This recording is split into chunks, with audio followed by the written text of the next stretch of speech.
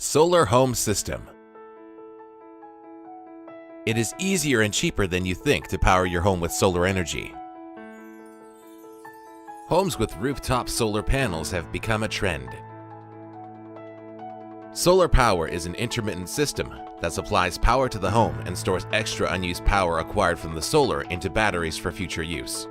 These batteries limit power fluctuations and accommodate varying outputs from the solar system. This computer-controlled system may automatically take the power needed from the local power grid if the stored electricity in the batteries becomes depleted. Among the obvious benefits of this system are it's being renewable, cost-efficient, and having no greenhouse gas emissions. Once the system is installed, the homeowner simply needs to keep the panels clean. The longer panels are spent exposed to the full sun, the more efficient the power generation will be. With solar PV systems, each panel houses a cell made from layers of semiconducting material, usually silicon. When light shines on the cell, an electric field is created.